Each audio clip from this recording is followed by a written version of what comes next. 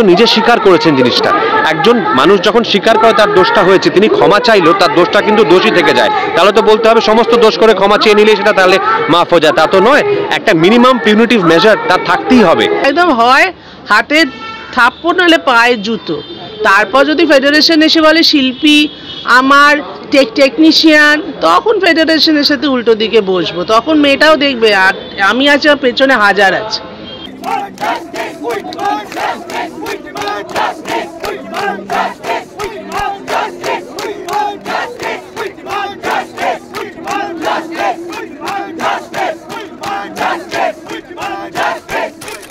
এই আবহাওয়ায় হয়তো আমরা দেখতে পাচ্ছি জিনিসটাকে, কিন্তু যারা সেক্সুয়াল হ্যারাসমেন্ট নিয়ে কাজ করছেন তারা কিন্তু বহুদিন ধরে কাজ করছেন। কোন মানসিকতা থেকে সেক্সুয়াল হ্যারাসমেন্ট আসে, কিভাবে সেক্সুয়াল হ্যারাসমেন্ট বা যৌন নিগ্রহকে নর্মালাইজ করা হয়, এবং একমাত্র মানে ফিজিক্যাল কন্ট্যাক্টই সেক্সুয়াল হ্যারাসমেন্ট নয়, এটা নিয়ে তারা অনেক দিন ধরে কাজ করছেন। আমার মনে হয়, আবারও বলছি, এটা খুব দুর্ভাগ্যজনক যে এরম একটা ঘটনার বাতাবরণে বা পরিপ্রেক্ষিতে এই আলোচনাটা শুরু হয়েছে, কিন্তু জরুরি আলোচনা প্রচণ্ড এটা। তার কারণ খুব ছোট ছোট জিনিস থেকে সেক্সুয়াল হ্যারাসমেন্টকে নর্মালাইজ করা শুরু হয়। একটি কর্মক্ষেত্রে 4 জন মহিলা আছেন, 10 জন পুরুষ আছেন, 10 জন পুরুষ 4 জন মহিলার সামনে আরামসে ভাবতে পারেন তারা কোনো যৌনগন্ধি বা সেক্সুয়াল কোনো জোক ক্র্যাক করতে পারেন বা এমন কথা বলতে পারেন।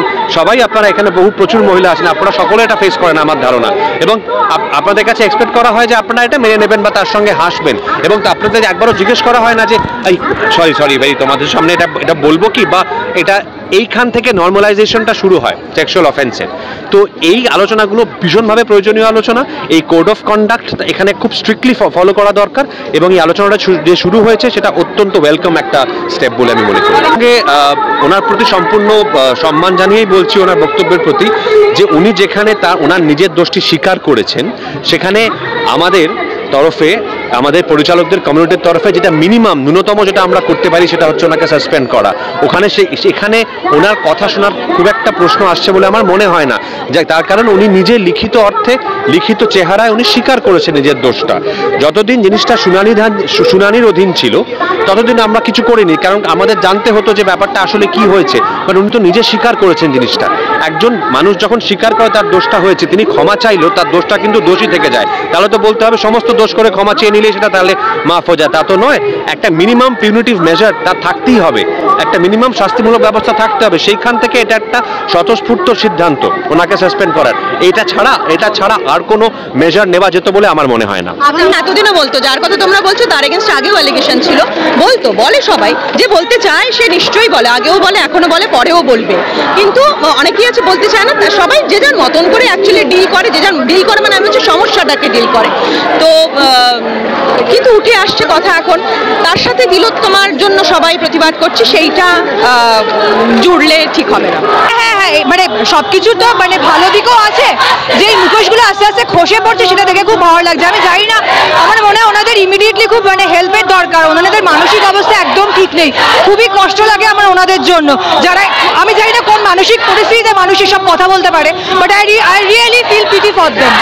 ভালো কথা, যে কোনো রকম শোষণ যে কোনো ইন্ডাস্ট্রিতে সেটা বাইরে আসা উচিত। তা সে যত বড়ই মানুষ হোক, সে যেন তার ঊর্ধ্বে না যায়। মুখোশ খোলার এখনো বহুত বাকি আছে। মুখোশ খুলুক না, মুখোশ খুলে মানুষরা সামনে আসুক। মুখোশ খুলে কি শাস্তি দিয়ে কি হবে? শাস্তি তো দেবো আমরা যারা উল্টো দিকে আছে। এই তো আর আইন শাস্তি দিয়ে কি হবে? হ্যাঁ, গিল্ড একটা স্টেপ নিয়েছেন, ভালো, নিশ্চয়ই সেটা প্রশংসাযোগ্য এবং শ্রদ্ধার। কিন্তু মুখোশ যেদিন যার সঙ্গে অন্যায়গুলো হয়, সে যতদিন না ঘুরিয়ে চড়মারা সাহস অর্জন করতে পারবে অন স্পট, অতদিন এসব করে কিছু হবে না। একদম হয় হাতে থাপ্পড় নাহলে পায়ে জুতো। তারপর যদি ফেডারেশন এসে বলে শিল্পী আমার টেকনিশিয়ান, তখন ফেডারেশনের সাথে উল্টো দিকে বসবো, তখন মেয়েটাও দেখবে আর আমি আছি আর পেছনে হাজার আছে।